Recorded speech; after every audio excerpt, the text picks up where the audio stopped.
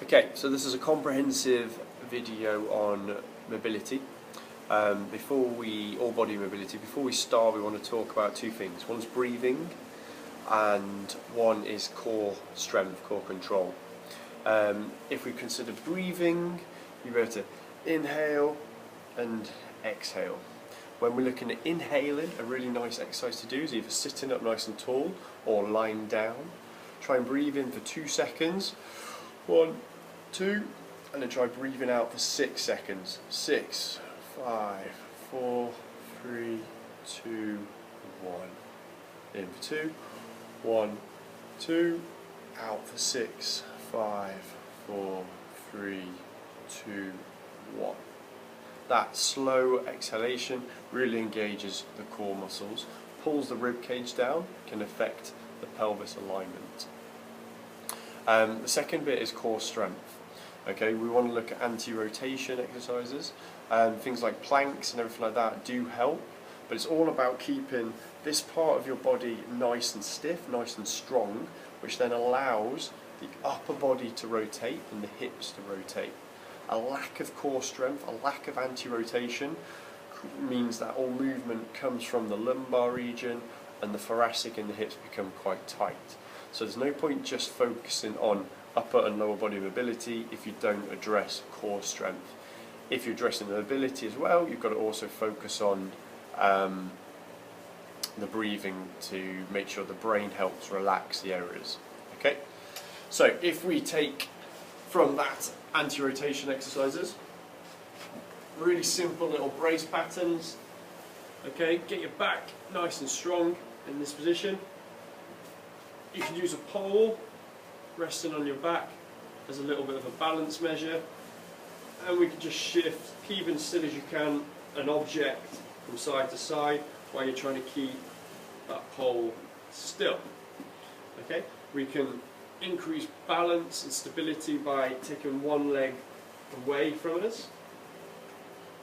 Okay, and we can increase that further by taking both legs out and moving like so.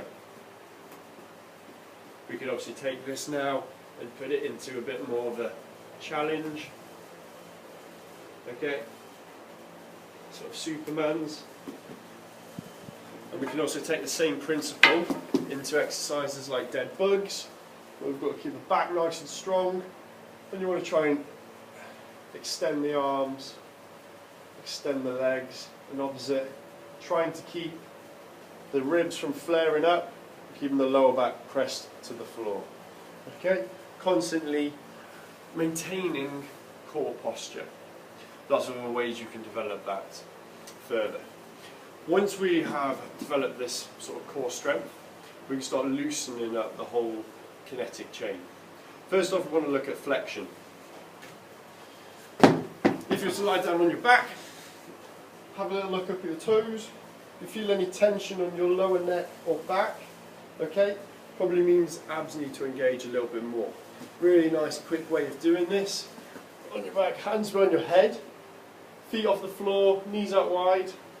Breathe out and take your right elbow to your right knee. Breathe back in on the way down. Breathe out, left elbow to the left knee. Breathe in on the way down. You can repeat that up to 5 times on each side, and then you can change it by doing breathing out, opposite to opposite, opposite elbow to opposite knee on each side. Again, 5 on each position would be good for that. We can then take this into a rotation. One right leg on top of your left. Breathe out and roll to your right. Okay, in that position you should feel a big stretch down here. Take some big deep breaths in and out. Okay, of that, you can either try crunching up here to try and increase the stretch from the neck down. You can then breathe out and roll it to the other side. In that position now, bring the knees up towards the elbows, like that, and you should feel piriformis stretching a lot more. Obviously we can swap sides, left on top of the right, roll in, hold your breath in and out of that position. Here we can move in and move out repetitively to create a more dynamic stretch, and we can roll over to our right, and again pull the knees up towards us that way. When we're in this position, we can work on a bit of lateral rotation, so put our hands on our head, going ahead, and we can slide to our left, slide to our right, or you can take one leg out to the side, like so, and just move and hold it in one position, or move in and move out of that to create more of a lateral stretch. When we're down on the floor, we can work on a bit of internal rotation, so in here, we start pushing the knee away from us like that. Bring it in a bit deeper if you want to, really push it away. Starts to open up the hips quite nicely. We can then go into a frog stretch to get the adductors. So here we want knees at 90 degrees, outside of your feet, flat down, get your back nice and strong, and just ease in and out. Again, this goes back into our core strength, opening up these adductors. In that position, we could add a bit of rotation either side, like so.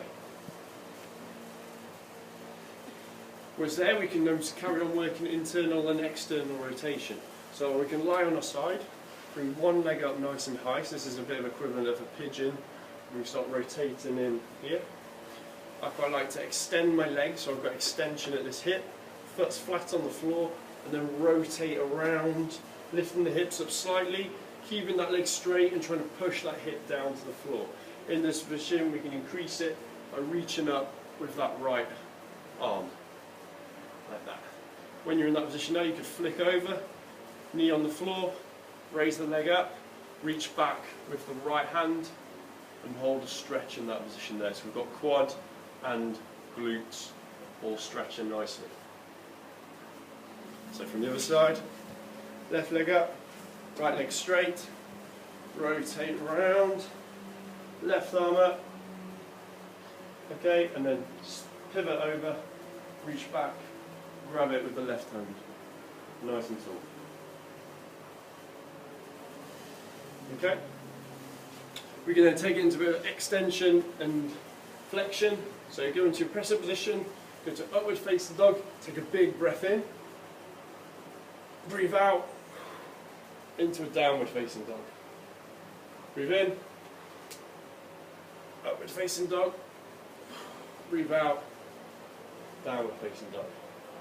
Okay, and here we can take that into now, sort of Spider-Man's, reaching up one way, reaching up the other way, on each side, like that. Okay, once we're in that position now, we can start playing around. So you might need to box, you might need to raise your heels up, you could do it on the flat, but into a nice squat position. So here, we can start stretching out with those knees, pushing one leg out further, like that, using your other elbow as a bit of an anchor. You could hinge in, rotate,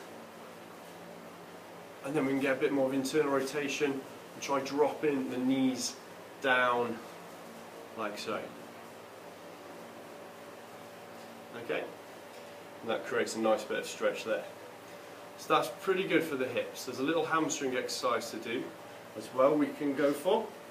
So the simple version is to do this on a box.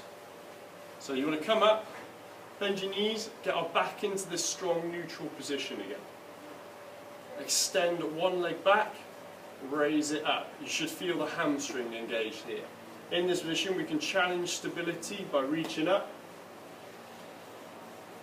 and also we can challenge rotation stability by, if it's my right leg, my right hand drops and I reach up and I look at the hand that way. We can increase the load by keeping the back strong and pulling in the back leg like this. The whole time we're looking to try and maintain a balance between the hips and the shoulders.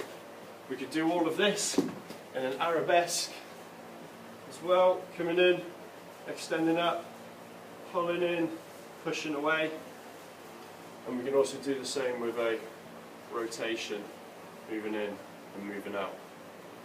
Okay. From there we can work on some lats.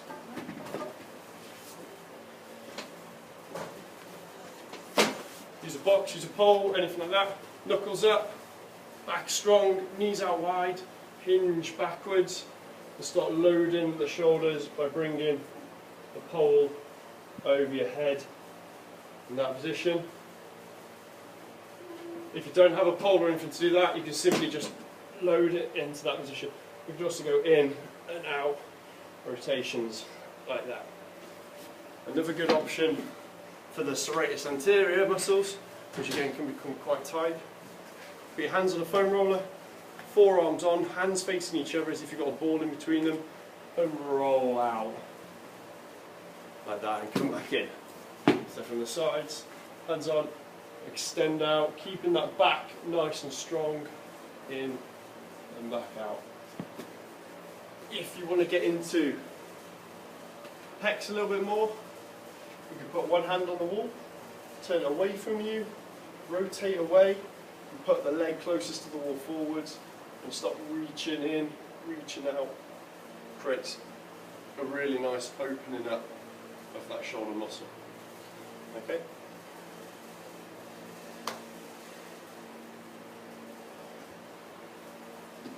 Another one we can do, when you've got your pole, you can lie on your front of the shoulders, nose to the floor, hands out straight, you put a bit of weight around the pole, okay, and you can pull it around like so, nice loose grip. In this position, push your shoulder blades down to the floor, pull back up and over. Over we come, push down, back up and over. We can take that all into our squats by doing the same with gripping, squatting that way. Okay, we can then do it by holding it behind us, palms forward, squat, and come over that way. Or we can start in front, squat, and take it behind us that way. Okay.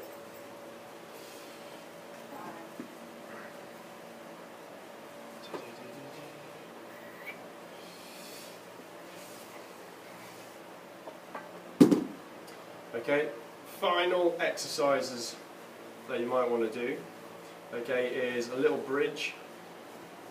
It helps open up the shoulders. So if we lie on the back, arms are wide, okay, push yourself up into a bridge. Make a fist with the thumbs facing up. Push up, rotate your hands away, squeeze your bum, keep the hands where they are, lower your back, press your hips to the floor. Okay, hold that breath in. Up we come, try and rotate it a little bit further, back down, press in, and then relax after several repetitions. We can reverse this by lifting the head up, rotating the arms forwards, and then keep them there and relax back. And again, rotate up forwards and relax back there. Okay.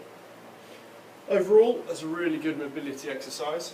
One final consideration is for the anti-rotation, is our upper body wants to protract and retract. Okay, we'll find a lot of people will spend their time protracting, computer desks, driving, hitting balls, pushing.